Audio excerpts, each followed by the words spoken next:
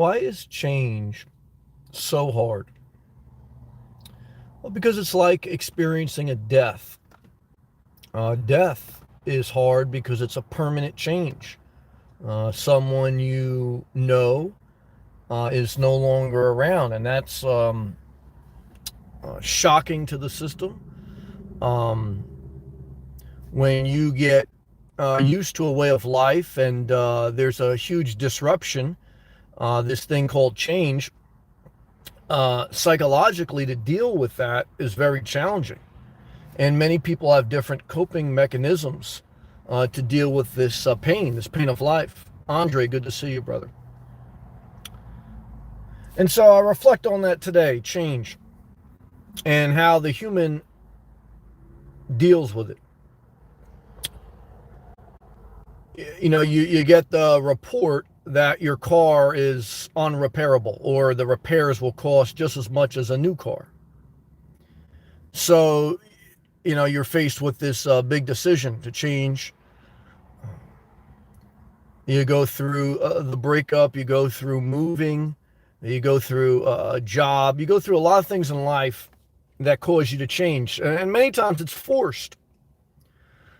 Because very rarely do people willingly change unless something is majorly broken. So I think that's a lot to be said right there. I think, many people have to be forced to change. Like they say, I'm only going kicking and screaming. However, in a world where there's many liberties and there is a level of freedom, you get to decide many things in your life.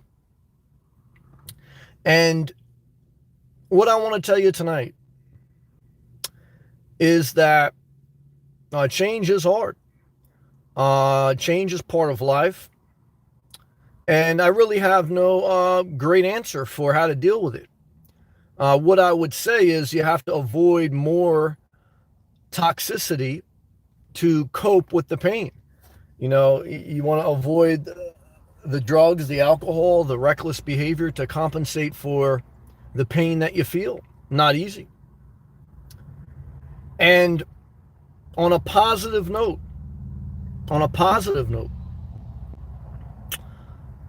many times the fear of change is greater than the reality of change.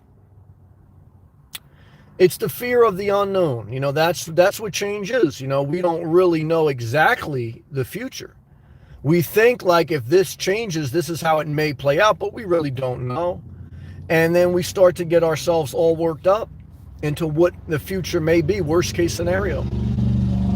I think when most humans, and even me, I'm guilty of this, many times when you imagine the future, there's things you always plan for the worst, hope for the best. That's basically, there's a level of wisdom in planning for the worst, hoping for the best, but there's also a level of pessimism, lack of optimism, lack of hope. So, I definitely, like I've been saying for many weeks, I feel the winds of change in my life, but I'm not forced to change. But someone left a comment the other night, which I agree. Look, in life, you make decisions or eventually you're forced to make decisions. And I feel that. I think there's a level of truth to that. And so proactive change is helpful to a certain degree. Always default to which is healthy. Like you hear me say a lot of times, when in doubt, don't buy. When in doubt, don't commit. And I think there's a lot of wisdom to that. And what I also want to say is, when in doubt, do what is healthiest for you. I think there's a lot of wisdom in that. And I do think for me, it's healthiest to change my situation, my living situation, out of a car, whether into an RV or into an apartment. I think the time has come. I think I'd be lying to myself. And I don't know exactly why that is. I think part of it is that my mission is complete.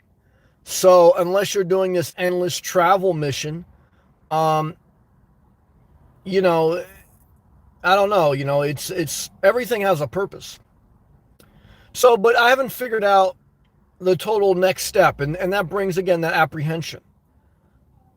Because we only get so many times to change in a big way. Take your time, take your time. So, there's no doubt about it that we all in our own way are faced with things every day. I've been talking to people recently because when you have to make a change, you're going to have to deal with other people. I'm an independent soul. For the most part, I've gotten help throughout my life and I've needed help. So I do not want to belittle community. I do not want to belittle support. I don't want to belittle friends because I call on them all and need them all at times. But for the most part, I like to do things by myself. But for the most part, when it comes to a change, you're going to need counsel, you're going to need help, you're going to need a variety of things. I remember when I sold my house, I did 90% of the things I could by myself. And I had to call a friend with a pickup to come help me with some big shit. You got to call an inspector. You got to get a closing agent. You want to rent a place, you got to talk to a landlord. Yeah, Hal, one of our members, he's looking to rent. He's got to go before the apartment board and get approved. You buy a car, you got to deal with the car salesman. You want a job, you got to deal with the interviewer. Like I say, isolation is not healthy if you do it all the time. I'm not saying you have to be a social person all the time either. But I'm saying never neglect the skills to communicate. Never neglect practicing. Because if you do, you're only going to make your life harder. Change requires others. Whether it's their counsel or whether they're physical help. If you're living on the road and you get a flat tire, guess what? You need help. If you have a major breakdown, you definitely need help. You need a car mechanic, you need a tow machine. You break your leg, you need help. Change. Change is before us almost on an everyday basis. Every day is different. Time is like a river. You can never touch the same spot twice. You can visit an area, then go back to wherever you normally stay, and then go back to that area, and I guarantee you to change. I remember the first time I went to certain parts of Florida, there were certain stores that were there, and now they're not. Sometimes change is for the best, sometimes for the worst. Sometimes it's just, parallel. Different thing. But I want to go to a lot of comments. I see all my members. Love to you all out there, and thank you for your love and support. Why is change so hard? Because it is a death of yesterday. And even though we may not notice it, every day we deal with change. Every day is not exactly 100% the same. And there are points in our life where things are totally different. And while that's healthy to see variety, I do believe that you need a level of variety. You can't do the same thing day in, day out and never have variety. I also believe if you do something different every day consistently, you'll burn yourself out. You also need some consistency. This is the balance of life, change and stability, risk and stability. I mean, some people say safety and security is an illusion. To a certain degree, maybe, but to a certain degree, no, there's a reality. If you go, jumping off a bridge without a bungee cord, there's a real reality that you are now no longer safe. If you spend most of your time in all-night gas stations, there's a reality that, there's a different way of life than an apartment or a house. I would say one thing that I don't like anymore as I used to is being on the road as much. Because I would say being on the road is Well, I'll say driving and the risk of driving. I don't want to be in the house all day. But I would just say this, that you may be faced with getting back on the road. You may be faced with getting on with your life. Whatever you're faced with, we know it's hard. And everyone goes through it. So just get through it one day at a time. And, that's my thoughts to say. All right, we'll take a hydration break. Go all live comments. Thank you again, everyone. Love to you. Andre said it was 87 degrees Fahrenheit today in New Jersey. Yeah, I saw that, man. It's pretty hot. It's going to cool down and get cloudy, but you guys are definitely in the springtime zone now as we hit May this weekend. Adam, good evening, Sam. Hope you had a good day. Went fishing. Awesome. And almost completed, the tripod shelter. Good for you, man. Yeah, Adam, one is I'm glad that you seized the day you went fishing. Two is Adam's in outdoor activity and bushcraft activity, which means like survivalist, going outdoors and building things and living off the land. So it's great that you have a goal, that you're documenting your goal, and you made progress on your goal. That's awesome, man. Suitcase and gas money. What's up, Sam? Hey, Sam. Hit that like, y'all. Shout out to Tampa, man. Shout out to everyone who hits that like. Thank you, brother. Twister. What's up, Sam? Hey, Twister. Hope you're having a better day than yesterday. Well, thank you, Twister. I'm currently moving all my belongings into a backpack. I'm getting rid of everything that doesn't fit. That's cool. I'm ready to move on with my life after I graduate this university this August. Sam, same hometown for 22 years. Well, yeah, it is time. At the age of 22, you're coming of age. You're not fully of age.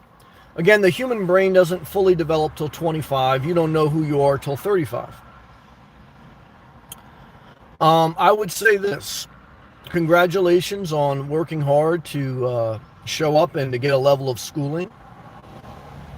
I would say this. Be careful in having kids or being married too early. Continue to work on yourself until you find who you are, where you want to be, and how you want to live. I would say, when you're young, be very cautious to manage your money and get a level of financial understanding by watching Dave Ramsey or other people like that. You don't have to agree with them 100%. But, when you're young, what you're trying to avoid is putting yourself too far behind the eight ball before you can figure things out a little bit. We never fully figure out life. But if you get married and have kids too young, and if you get in too much debt, you can still live a great life. You can still overcome, but it just makes things a little bit harder. So if I was talking to a 22-year-old that wasn't married, that didn't have kids, that didn't have a lot of debt, my advice would be, look, I can't really tell you how to live your life because that's part of growing up. You kind of figure it out through trial and error. And we all are constantly figuring out, but we hope to get better. But I could definitely tell you this, avoid heavy commitments, whether emotional, financial, and work on yourself. Because that is really what you should be doing at the age of 22. I mean, always self-care, no matter what age, is the essence of a life that's well lived as best you can. So, love to you, man, on your journey, Twister. Your content has been helping me a ton these past few days. Thank you. Thank you, Sam. Honestly, well, mutual love and appreciation and reciprocal respect and gratitude. So thank you, Twister. Remember that word reciprocal? Remember that word reciprocal. It means it's a two-way street. It means that there is a level of equality in the relationship you're at. There's a level of time, effort, and thought given and given back. You never want to be on one side of the coin and never have equal value because it's like very unhealthy to be with someone or be in a situation where you are constantly on the giving side and not on the receiving side. Life is a give and a take, so love to you. D, she said, good to see you, D. Mission complete, question mark? Yeah, to a certain degree, mission's complete. To a certain degree, our mission is never complete. Look, I'm not retired early. That'd be my only final thing. Um, but I am in Florida. I have cut my bills in half. Um, and I don't know, other than being retired and being a multimillionaire, to me, I don't know what else I could really do. So at this point, I say to myself, well, I'm kind of in this place where I kind of know that I've met the criteria that I was really looking to meet. Again, if I could, retire early, that'd be the last thing. But, certainly my side hustles have done all right, and that helps. But the only thing I say to myself now is the flexibility is good, mainly because I still have some question marks, up north with my mother and how that will all play out in the future. But for me, I think about that daily now as I consider making big changes in my life. And I said to myself, Sam, what else are you trying to do? And it pretty much is the same thing I just said. It's either looking to retire early, and if I add some comfort to my life, whether I buy a home base or buy an RV or whatever, I really do not put myself behind an 8 ball financially with retirement.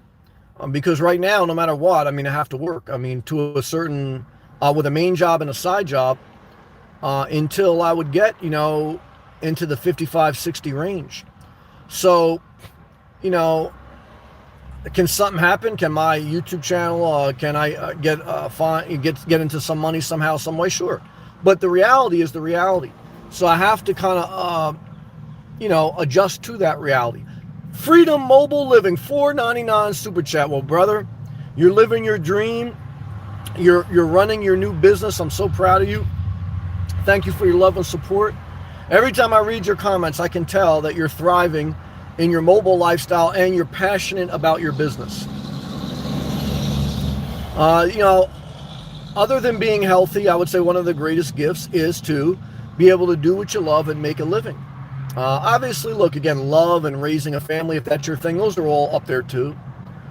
But what I want to tell you, Freedom Mobile Living, and there's a lot to be said in that tag name. I think about that as if I think of going to an apartment or an HOA, do I give away some freedom? And the answer is yes. The answer is also no. I was at a truck stop last night and someone pulled next to me with barking dogs. Am I really free? I'm free to move, but I'm not free to, I'm not, in one sense, in an apartment or HOA, you're actually, you may have more peace. I don't know. But then your air conditioner breaks in your apartment. And then there's a leak from above, and then you're like, oh man, why didn't I just stay free? So I don't know all the answers, but what I know is this, Freedom Mobile Living, is that you changed your life and you're doing the best you can. This is what I want to tell you and every entrepreneur, is that most businesses fail. It's fact. But life without taking calculated risk, you might as well be dead.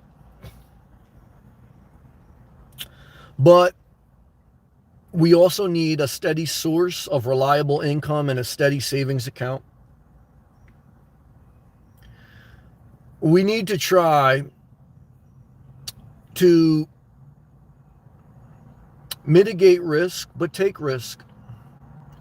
We need to try to figure out a passion in life, a purpose. We need to try to survive the bad days. You're making a lot of money maybe with your business or your side hustles or your main hustle. And then all of a sudden you get laid off. All of a sudden your side business tanks.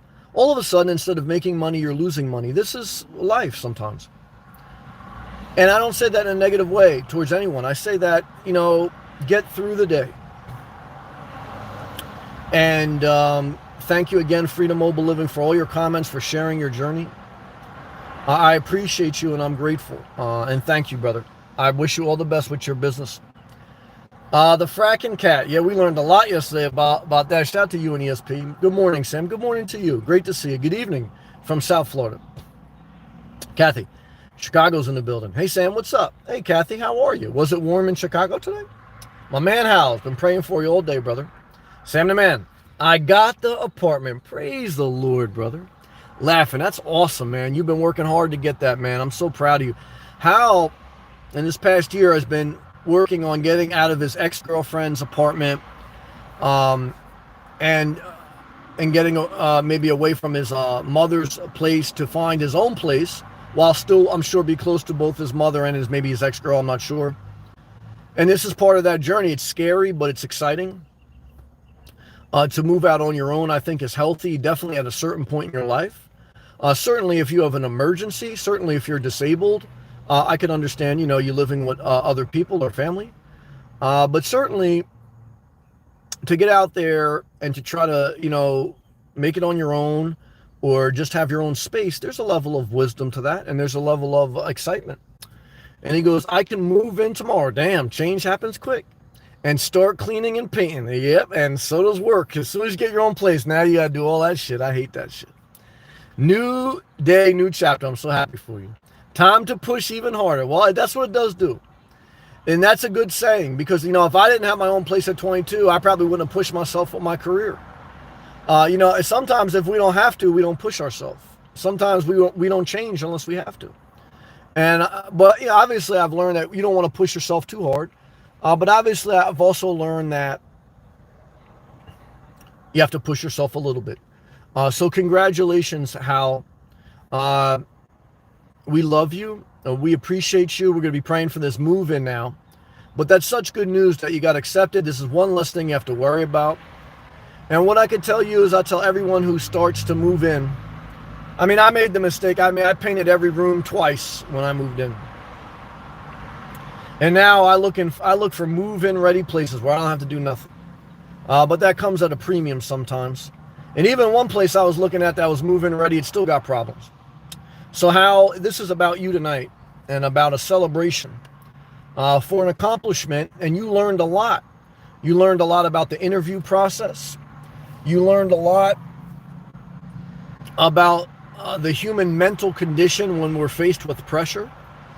You learned a lot about the logistics of moving, the pros and cons of renting.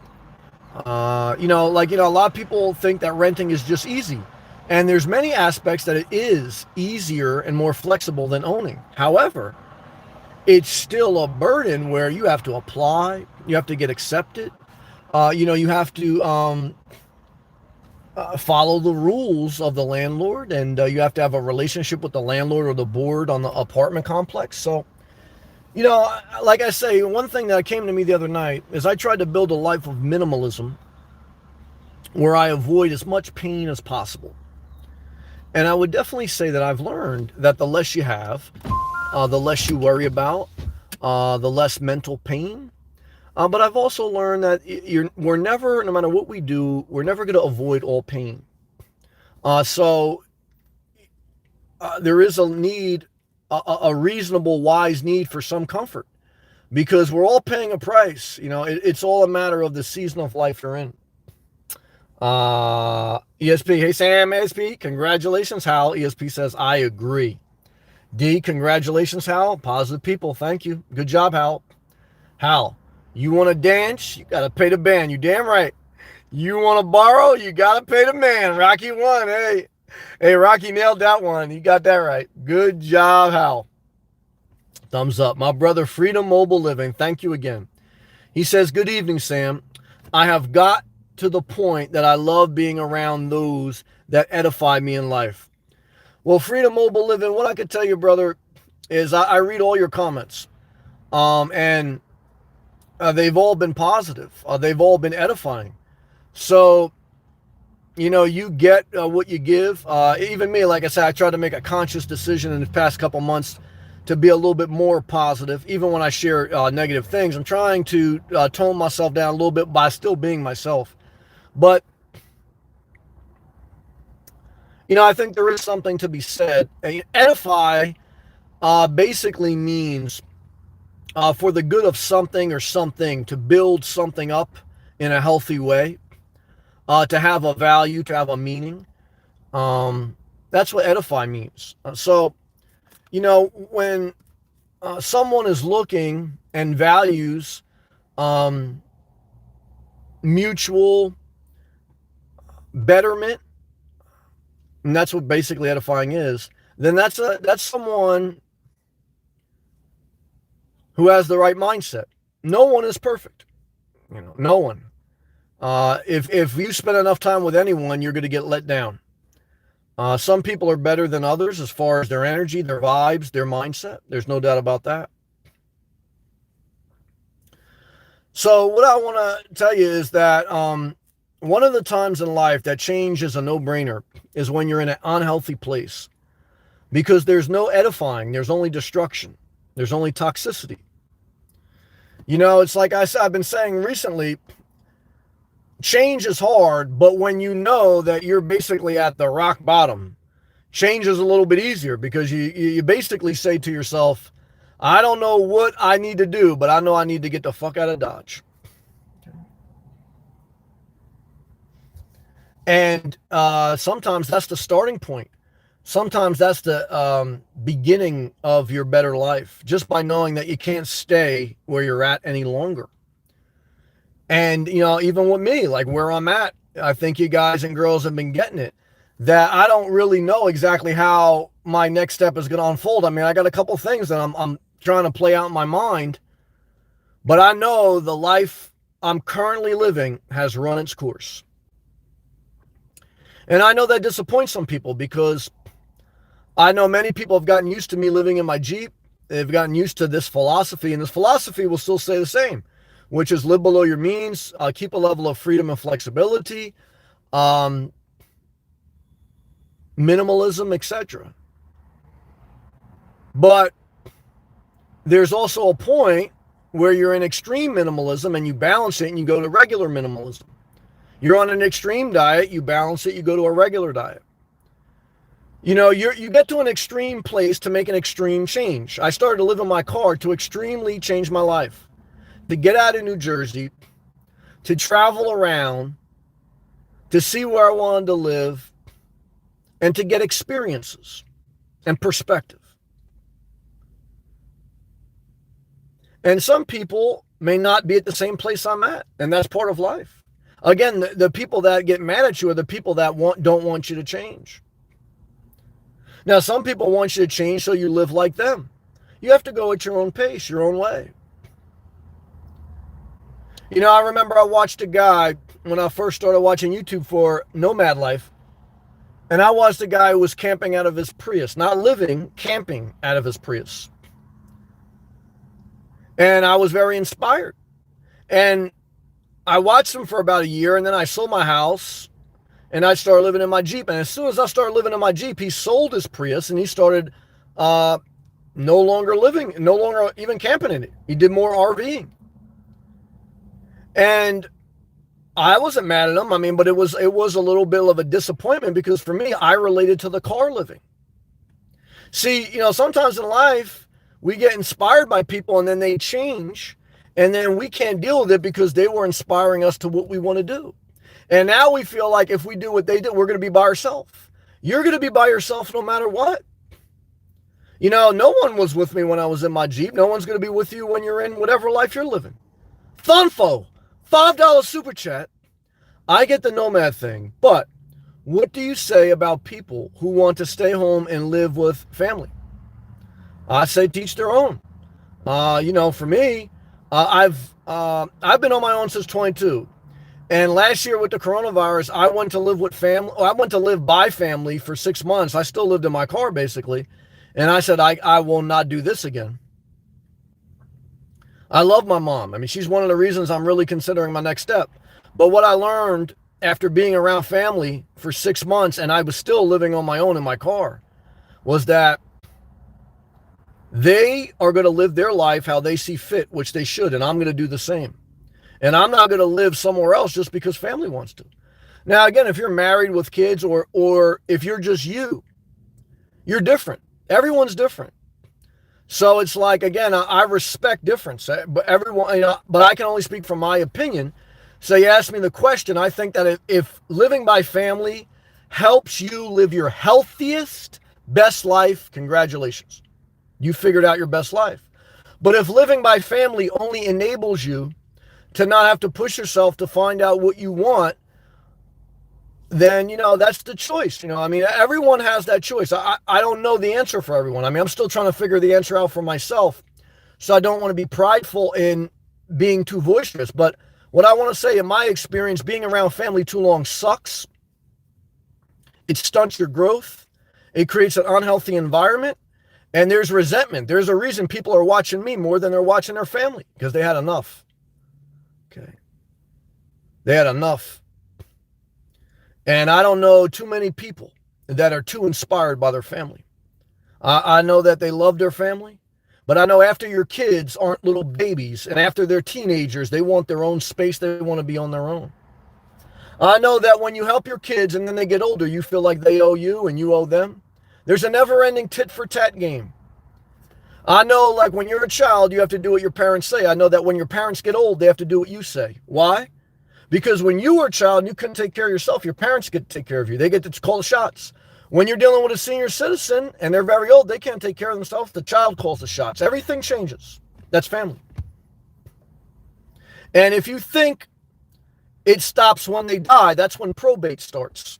2 years after the death of a family member will be extreme pain of dividing the assets. That's what I've seen.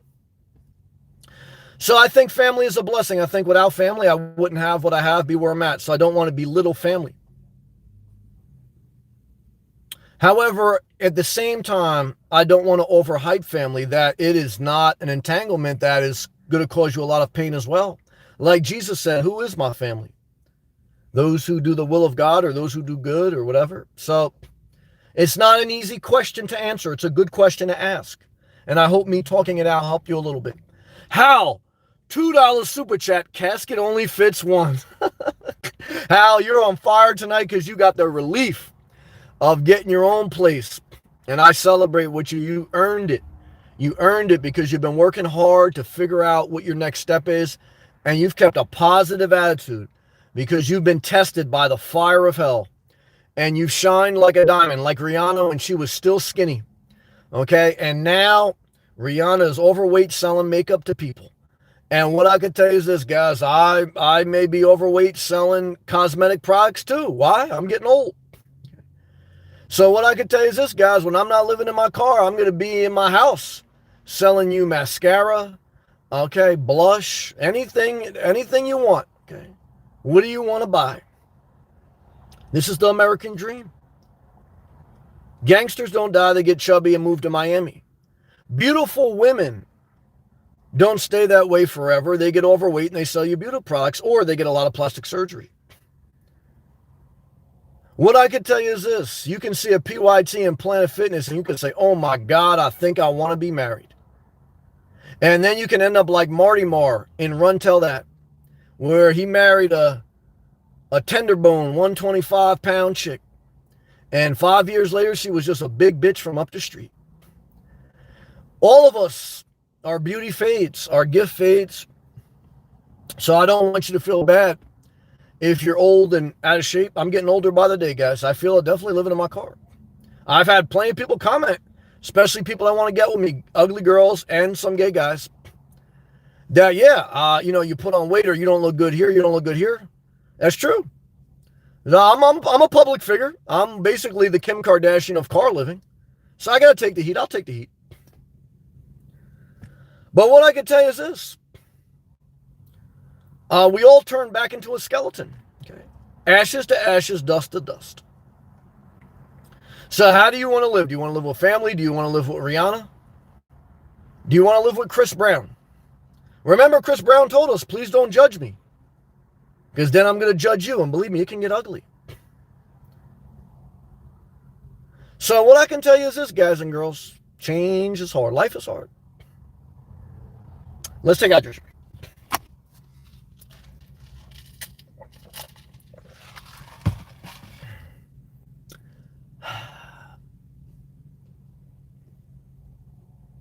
Twister says, congratulations, Hal. I agree. Twister, I was thinking about your interview. Good job. He's a positive person, Twister. On my walk today. Good job going for a walk. Shout out to my man, Hal. Shout out to my man, Twister. A lot of positivity. Twister, I didn't know apartments do interviews like that. You know, it's been very interesting as I look at renting versus buying. I think they're both an entanglement. A nomad life to me or buy. Why? Because rent, you got to give first, last month deposit. You got to go on an interview. Now, I don't know. I don't have too much experience renting. I have none. I shouldn't say. I have to backtrack. But I can tell from the people that have at least shared on this channel, and when my mom has rented, that the downside is you don't have a mortgage, but you have a landlord. A mortgage is a death pledge. A landlord is your lord. And you don't have to take care of the air conditioner, but you got to take care of that apartment, or else you ain't getting your safety deposit back. Like ESP's been masturbating watching global galactic Star Wars porn all winter in Alaska. Okay, yeah. And now she's getting ready to leave that apartment. She's got to do a walkthrough with the landlord. Okay. And now that landlord's going to put the black light on and see where ESP was masturbating. And ESP may not get her security deposit back. Now her travel plans may change. So you tell me what's worth, an HOA or a landlord with a black light looking at what you did at night? I don't know. Okay. I don't know. I'm starting to question it all. I'm starting to question Bob Wells, that he basically just set everything up so he could be a movie star, win a Grammy, okay, have a personal assistant. This guy capitalized off this nomad life, man. You ain't gonna tell me nothing about that. But he still served a great purpose. But he did his thing. Capitalism for the win. Okay. So, I don't know. Like, I guess as I get older, I don't know shit. I'll try to tell you right now. Every time, I'm thinking about, damn, I thought I figured that out. It's all, guys, everything is the Matrix. Like, I remember when I did videos about men going their own way. Like, everyone said, take the blue pill, take the red pill. Like, they all did the parable about the Matrix. But what I've come to realize in life, whether you got a vaccine or you didn't get a vaccine, whether you got married or didn't get married, guys, like my man Hal said, casket only fits one. Guys, whether you die in debt or you die with $200,000 in the bank, you're dead. I don't know what pill you're taking, but we're all headed to the same place. As my man Eddie Murphy and Martin Lawrence said in the movie Life, we're going to the upper room. Okay. The upper room. Okay. Now, some of you motherfuckers, you're going to the bottom room, because I know how some of you get down, especially with that thumbs down. You're very quick to hit that thumbs down. What type of person would do that? That's all right. So, I said to myself, if we're all going to the upper room, does it matter if I live in a car, live in an apartment, we're all going to the upper room? What matters is what matters to you at that moment in your life. Now, obviously, if your life affects other people, then you have to be a little bit more conscious. And that's where I do connect with a level of the men going their own way, or larkers going their own way, or women who like astrology going their own way. I respect everyone.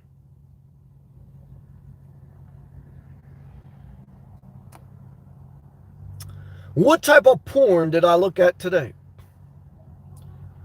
Some type of blonde MILF porn. And then I saw some hot young chick in the gym today. She was very hot. And I was going to do petite young teen workout porn. But then I got off track. I had to do something else, and then I got off track again. So, like I say, guys, life is like a search for the right porn. 1 minute you're looking at Pakistani porn, and the next minute you're looking at Star Wars porn. You don't understand how you got there, but you say, that's so nasty. But I want to tell you, yesterday I walked through the park, and I was feeding the squirrels, and the squirrels were having doggy-style sex. So am I wrong for watching porn, or are the squirrels wrong for having sex in a public park? So if you don't know nature because you're in your house, you're in your sheetrock prison, and all you're watching is the Discovery Channel, you haven't discovered squirrels having doggy-style sex. Because you don't live in nature. You don't live amongst the all-night gas stations or the public parks. You live in a place where you notice if your neighbor has a leak in their bathroom because you got a stain on your ceiling. You live in a place where you go to the side of your hallway wall and you look at the thermostat to see what temperature it is. Guys, I live in a place where it's hot as fuck all day long because I don't have a thermostat. I'm out in the world. I'm in South Florida living on the street, living in my car. It's hot as a motherfucker. I don't even know what temperature it is right now. It's nighttime. I don't have a thermostat. Okay? So, like, what does the temperature say on the wall? Well, right now it says, this is, Satan's lair. It is hot as a motherfucker right now, okay? Now, again, I want to believe in positivity. I don't know what we're talking about right now, okay? But what I can tell you is this, guys. I show up every night, okay? And what I can tell you is this. Someone's got to do it. Because I see people who get on their self-righteous pedestal and they say everything should be for free. All YouTube channels should be for free. All the live chats should be for free. And then they upload when they want, and then they delete their videos because they don't want someone else to see them. Well, if you're not going to keep your videos up, if you're not going to upload every day, don't you dare say what other people should do. Because you're not helping. You're just showing up to work when you want. What about the day the delivery came and everyone had to stock the shelves, but you slept in your van till 3 o'clock in the afternoon, and then you stole free ice from the gas station, and then you got mad that YouTube wasn't free when you woke up at 11 o'clock at night? Let me tell you something, bro. Okay? Let me tell you something, bro. I know you on some type of assistance. Okay? And what I can tell you is this. Don't hate. Okay. Don't hate. And just do what you do. Okay. And if what you do is sleep all day and wake up at 11 o'clock at night, and you're not working the night shift, okay, just do you. Okay. Because the only drama is you. Okay. You're a good person, but you're unfair in your own evaluation of yourself. Let's take a hydration break and go back to live comments.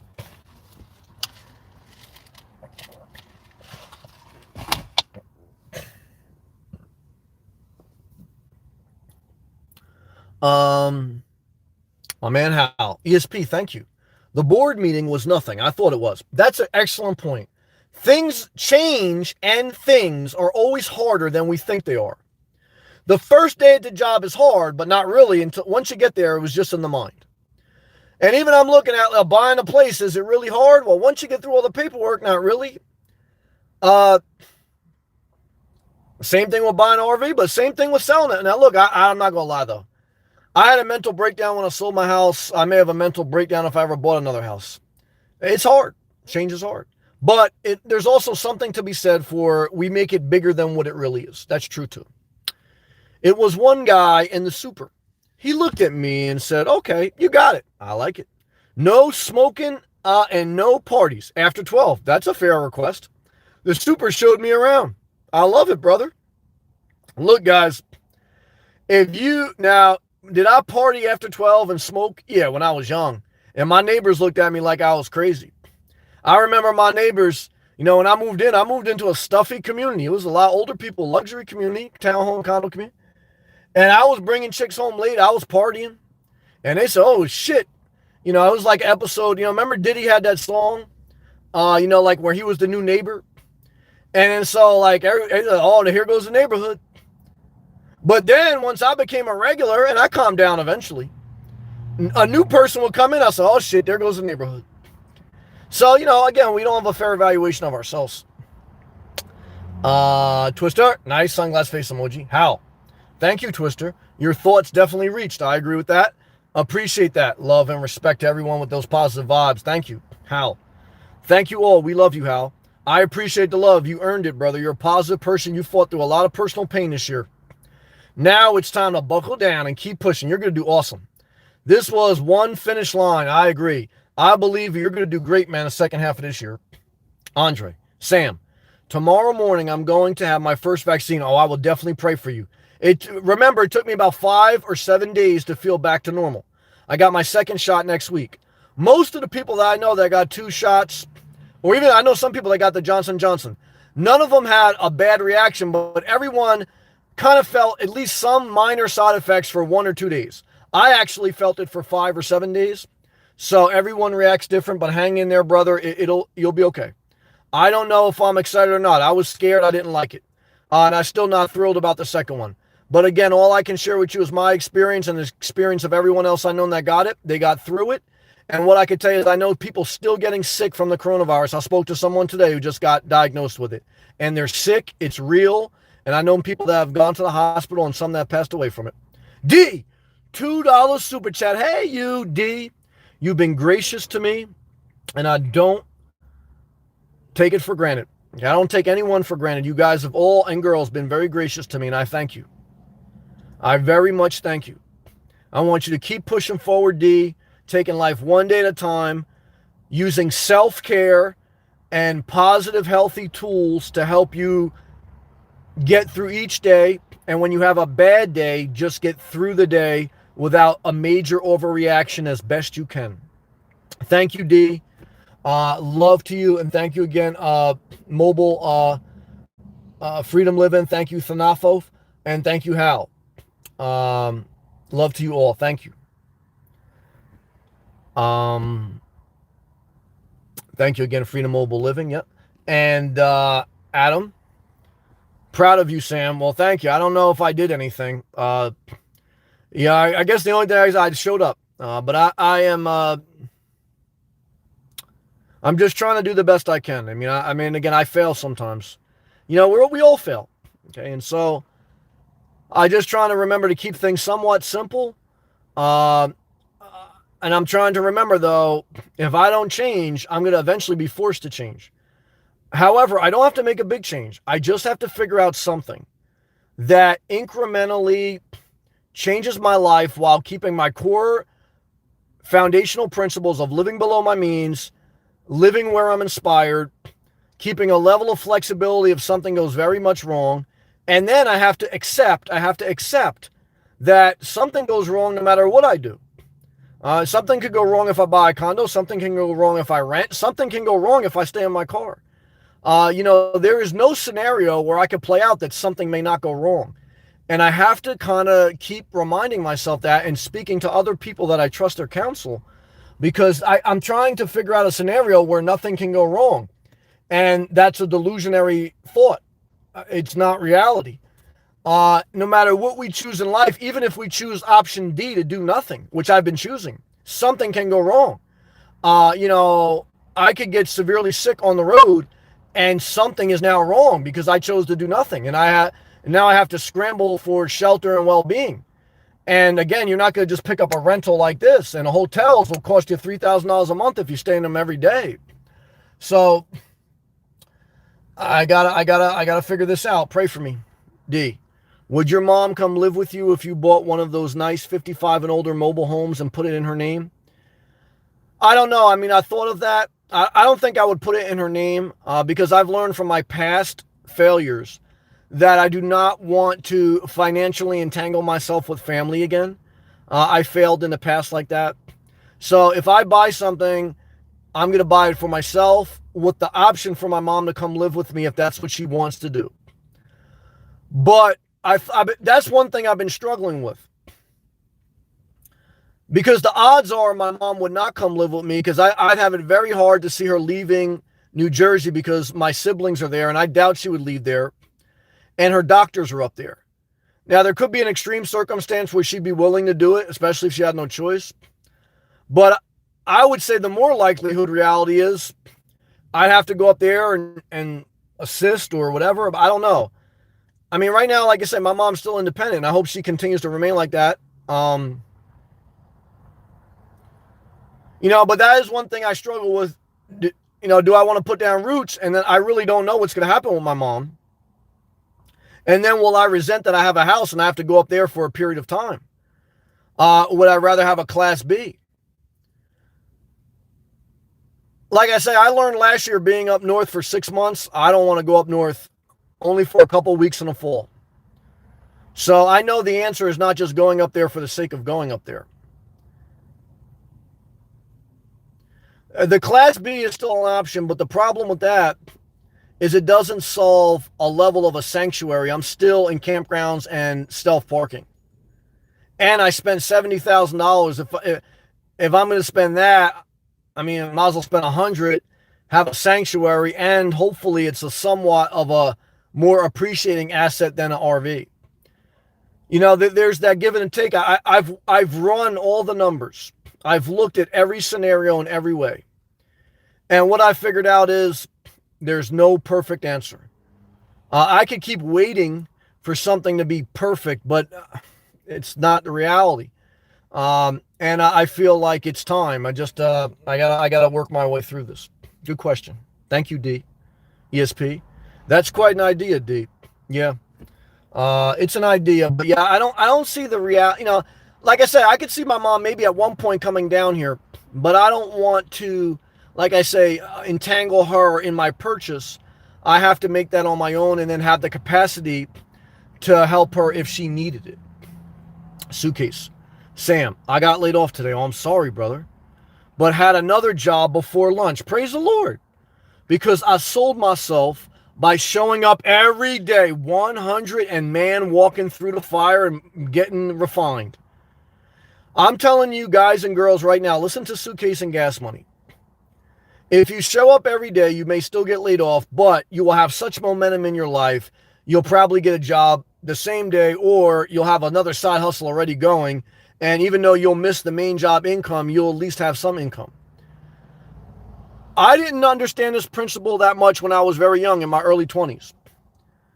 But when I got to my mid 20s, I understand through experience that if you leave your main job and you don't have another job lined up, it's going to be tough. If you live at your means or above your means and you get laid off, it's going to be devastating. And if you just don't show up, you're never going to be able to use your prior employer as a reference. You know, like I'm sure Hal had to give references to when he rented that new apartment. I have to give references if I buy a condo in an HOA community. A reference is someone you spend time with and they basically vouch that you showed up, you're reliable. One of the greatest assets of anyone in the workforce is you know they're reliable. Because if you tell me you're smarter than Elon Musk, and maybe you are, but you don't show up regularly, you really can't help us go to Mars. Okay. You're eating a Mars bar, you're watching free porn, we're sitting here building a rocket ship, we need your help. And what I can tell you is this. Relying on an unreliable person is like eating glass. That's what the scriptures in the book of Proverbs says. When you rely on an unreliable messenger, it's like eating broken glass. When you hire a lazy person, it's like destroying things. You say employees may want you to come back in the office. They may, but what I learned in working in the office and working remote, when I worked in the office, HR, human resources, was called about more conflict than any remote work I've seen. I haven't seen any level of discord like I saw when everyone was working in the office. So you may say, well, people do better when they work locally, not remotely. Well, I disagree a little bit, especially considering you're going to have more conflict. You're going to call an HR. It's a babysitting thing. So something to think about. Pat with a good sense of humor.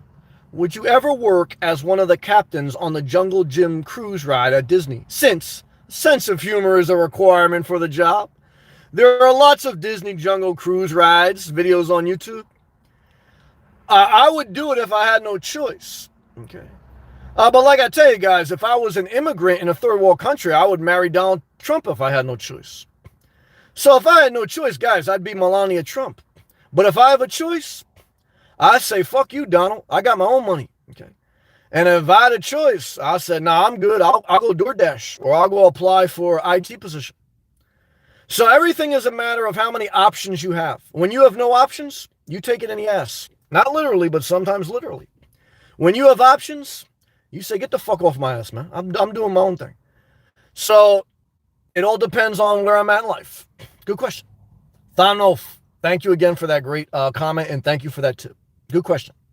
Hal, casket only fits one. You nailed it, Hal. Adam, yeah, that's 100% what I'm going through right now. Thank you, Adam. Yeah, I don't remember what I said, brother. Maybe something about the family. But love to you, brother, and I appreciate you. That's my girl ESP, laughing good. Kim Kardashian of car living. ESB, you tell me who's been doing it longer, better, and more consistent. You say, yeah, I'll tell you, Nate from Element Van Life. That guy's been renovating houses and vans. His spirit's totally broken. And what he's going to find out in his next journey on the road is that he's burnt out in the nomad life. And what he's going to realize is, you know what? Let's go back to Florida or wherever she bought that home base and let's have a kid. And then they're going to be playing Jagged Edge, Let's Get Married. Remember that song? Why we don't get married? We ain't getting no younger, baby. Why don't we just get married? And then before you know it, Rev Run's doing a remix. What's going on? And before you know it, Nate from Element Van Life is getting married. He's going on his honeymoon. He's going to go in a Class B renovated Japan van on his honeymoon. And then he's going to have a kid and he's going to end up like Driving and Vibing. Driving and Vibing is making podcasts from his house while his wife doesn't want to be on camera anymore because she gained weight after she had the first kid. Remember Driving and Vibing? They were pimping his wife. I can't tell you how many nomad YouTubers I saw they pimped their girlfriend. Like look at Nate from Element Van Life. Every time I watch his channel, when they show a renovation, he's a very cinematic guy. He does the camera angle so it looks at his girl's butt, looks at her side, dumps water on her. I saw all that shit. I tell you guys, you can't knock the hustle. Jay-Z in the background, okay? But I see the hustle. Okay, I see the Unstoppable Morgans. Okay, I see all that. She's falling off quick. She's got a good personality. She's very good editing. She's a very smart woman. I respect her. But you know what it is, guys? 35 and 45, big difference, okay? 25 and 35, big difference. Okay? You said, what about Jennifer Lopez? She's 55. You ain't look like Jennifer Lopez when you was 25, motherfucker, okay? So what I can tell you is this, guys. Jennifer Lopez is an anomaly, okay? And let me tell you something. Alex Rodriguez just dumped her, so let me tell you that, okay? So, let me tell you this, okay? Stay single. All right, let's take hydrate spray.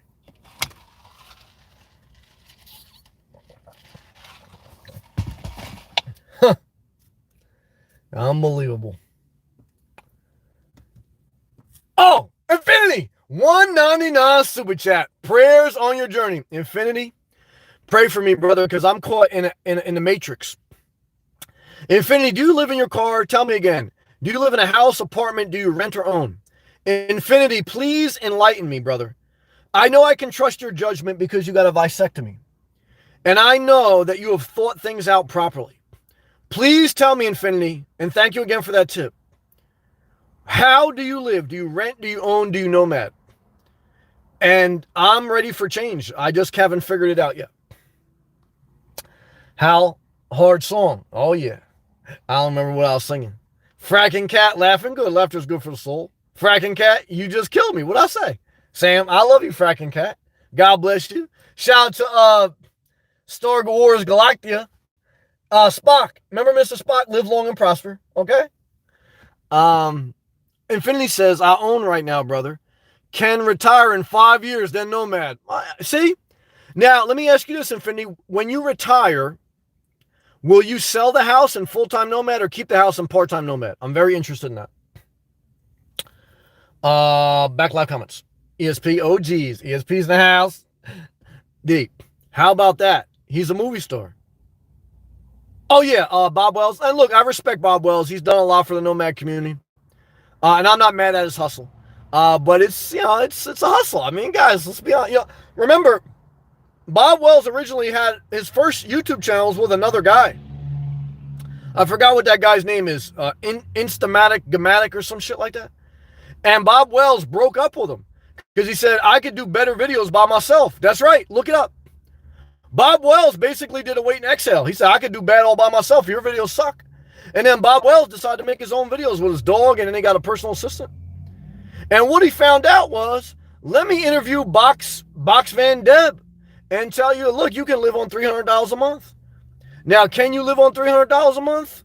I don't think so. I think that's too low. I think, but again, I respect that he is given hope to people who have no hope. And he's given some good information to people like me and everyone that, there's other ways to try to make it work. So I respect Bob Wells and everything he's done. I mean, I'm busting his chops a little bit, but I respect him. But look, it's also a hustle. Let's be honest. It's not just like, but it's okay.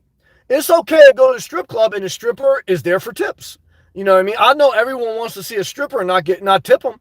But, look, guys, it's the strip club, my man Infinity says, sell for sure. I'm not mad at you, brother. I could totally understand that perspective. I do remember, look, you don't make money on a house till you sell it. Never.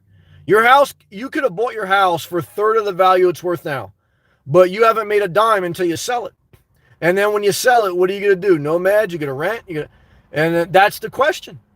Now, I think the nomad life is good for 1 to 5 years. I think after 5 years of full-time nomad living, you're going to get burnt out. However, there's some exceptions. There's some people who've been on the road longer than that. Now, some of those people have no choice. Some of them may prefer it. I don't know. It's a mixed bag. Frankencat, I hope to one day move on up to the east side. Shout out to the Jeffersons. They capitalized off the movement. I finally want a piece of the pie. Yeah, I remember that. Shout out to the Jeffersons. What I can tell you is this, guys. Whether you're Wheezy, okay, or whether you're I'm trying to think of, was there any good-looking girls on the Jeffersons? I don't think so. The maid wasn't that good-looking. Wheezy was Wheezy, and I'm not talking about little Wheezy. Yeah, I don't know if there was any hot chicks on the Jeffersons. Jeffersons is more about the come up. Moving on up to the Upper East Side of Manhattan, which is like Park Avenue, rich area. I spent a lot of time there. And what I can tell you is this, guys. There was a day when I would walk around Central Park and then go into a very bougie Starbucks on the Upper East Side of Manhattan. I would have my Starbucks. I would look at my stocks. And I would look outside of Park Avenue. I would see the world pre-coronavirus. And then I would walk up the street. I'd walk into Harlem. And, when you walk into Harlem, you can go up to 125th Street, 125th. There's no problems, really. Once you get past 125th, you got to be careful. So, what I can tell you is this, guys. You don't have to, I don't even know if I wouldn't want to live on the Upper East Side. I remember looking at some duplexes on the Upper East Side. They were way out of control. Even though there were some decent prices back then, but the HOA fees were high. So, for me, I want to live on the southern side, southern Florida. And I want air conditioning by the summer. Okay. For me, moving on up is getting air conditioning by the summer. And so we're going to see by any means necessary it's possible. We're going to see. D. ESP? Good, right? Oh, what was that? I love you, D. Thank you again. Adam. Sam. When we went fishing today, there was probably about 20 to 30 frogs. Really? All having sex. It was crazy. Yeah, it was getting down. Good job, Adam, for bringing that up. I don't understand why people get mad when we talk about sex. Nature is very freaky. Okay. But what I can tell you is this. That I remember Wu-Tang and Jodeci had a great remix called Freaking You Remix. And remember, Ghostface said, stacked like the International House of Pancakes. That was a good remix, man. And what I could tell you is this, guys. I don't know if you're stacked like the International House of Pancakes, or I don't know if you just ate a stack of the International Pancakes. Big difference, okay? Big difference, okay? So, but what I want to tell you tonight is whether you're a big chick or whether you're stacked or whether you're a horny frog, there's someone for everyone. Okay. Always tell you, guy, I know a short Haitian guy. We could call him Haitian Jack or Heavy D. And he used to love big chicks. Okay. And so it doesn't really matter what you look like for some people. Everyone likes something different. I could look at a condo and you say that's horrible. I could look at an RV lot, you could say that's horrible. I could live in my car and you say that's crazy. It all depends who you are, what's your perspective. Some people look at living in your car like their retirement dream, like Infinity. I don't know if he's good. Infinity, you gonna live in a car or RV? I'm very curious, Infinity. So, some people look at it like that, like, I want my temperature control. I want to be in my house or my apartment, and I'll look out the window, okay, and I'll watch you on YouTube. I'm not doing that shit.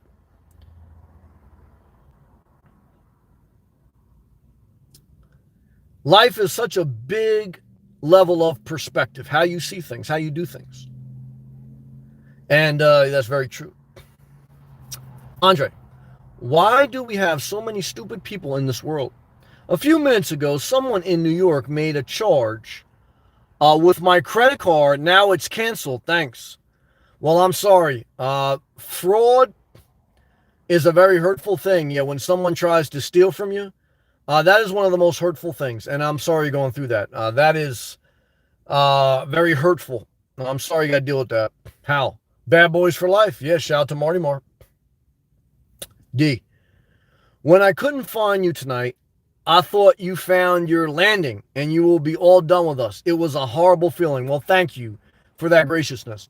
No, if I get a home base, I'm still doing the live feeds as long as, I can, as long as everything's okay. I mean, look, when will I stop doing YouTube? Only if it becomes unhealthy for me or not worth it.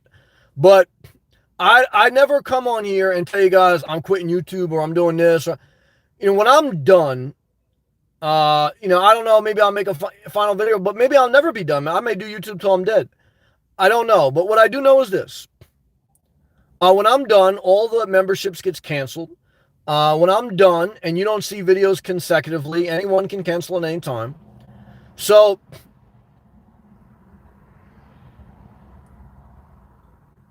there is a freedom in the virtual connection that we have with each other that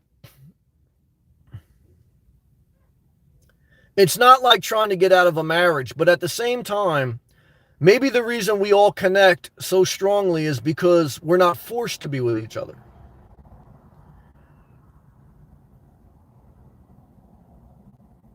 We could do anything we want, be anywhere we want, and we all choose to be here right now, myself included. And the freedom to come and go as you want, to do as you want, I mean, pretty much, so that's a blessing. That's rare. Very rare can you have an intimate relationship with someone and have all that freedom. The relationship is the ultimate sacrifice of freedom. You could say buying a house is a level of sacrifice of freedom, but after spending 4 years in gas stations and rest stops and without temperature control, I've had a lot of freedom. Okay. And what I can tell you is I'm going to sacrifice some for some more comfort, because what I realized is freedom isn't free. And what I mainly realized is I've accomplished what I set out to do. And so now I have to figure out, what am I trying to accomplish next?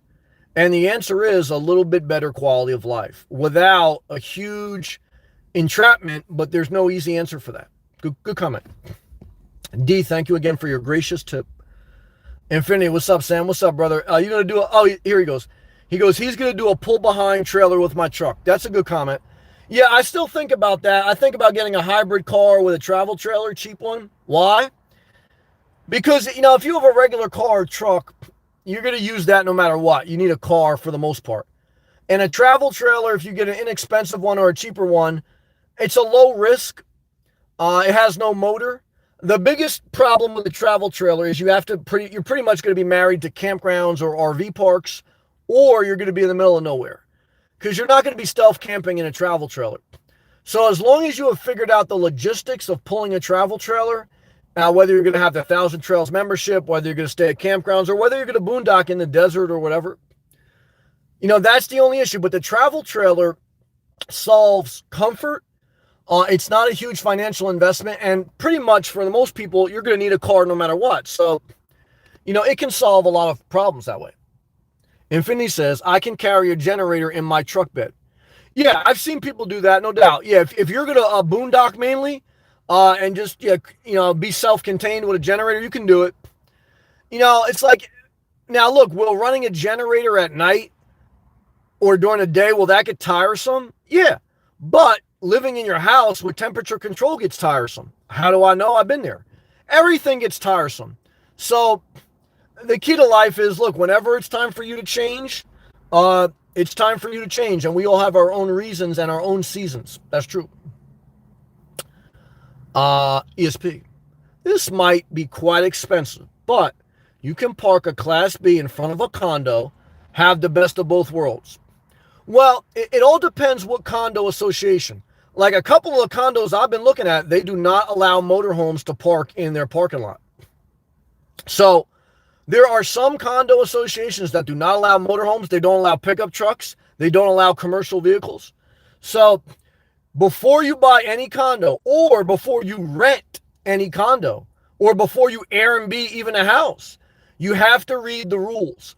And when I've been reading the rules, many of these communities do not allow you to have a motorhome, even if it's a Class B van, because they don't even allow regular vans. It's pretty much they just want cars there. So that's a good question, or a good point. ESP. Sell either if you want B. Yeah, a lot of people have told me, look, get the condo. If you don't like it, sell it. The problem is the transactional cost on buying and selling property is high. And if you don't keep property for at least 5 or 7 years, the transactional cost of buying and selling, you're going to end up negative. Now, there's some exceptions. There may be people that bought 2 years ago and now it's better. There's exceptions.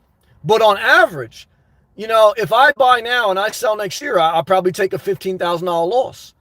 Now, the truth is, I've lost $15,000 last year in risky investments. So I have to be honest with myself there too. ESP, B is a typo. I got you though. I love you. Suitcase. Twister says suitcase and gas money is right. And Sam, I learned it literally from you. Thank you. Momentum is everything. Shout out to you. Shout out to my man, Tony Guerrera. Shout out to Canada. Love to you, Twister. Thank you. Infinity. Thank you again, Infinity, for that gracious tip. And thank you for sharing your journey. Again, he says he's owned right now. He wants to retire and live full-time on the road out of a travel trailer in his truck. Frank and Kat, shout out to my Friday. Last day of my work week here. I'm not mad at that. Hoping everyone else has a good rest of the week. Excellent comment, Frank and Kat. Great to have you. One of my newest members. Thank you. Infinity. Yep, the pull behind travel trailer. That sounds good. Do you own the travel trailer now, or are you going to purchase a new one? Pat. That's why I love barn cats. Oh, what? The orgies? Yeah, barn cats. Look, guys, cats are horny too. These cats, I know some people don't want to hear that, but guys, how do you think you get a kitty litter? Sex. Okay, come on, guys. Infinity. The generator in the bed of the truck. Yep. Infinity says trying some solar panels as well. Yeah, the only problem with solar is they really can't run a heater and they can't run an air conditioning. The only thing solar can do is charge electronics and a fan.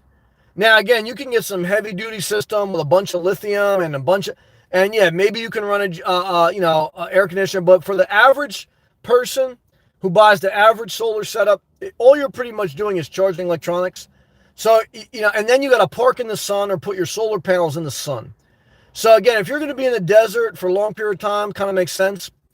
If you're going to be sitting under a palm tree, it doesn't make sense. Why? You ain't getting no sun, even in the sunshine state. And what I can tell you is this, guys, I've lived in Florida for 2 years out of my vehicle.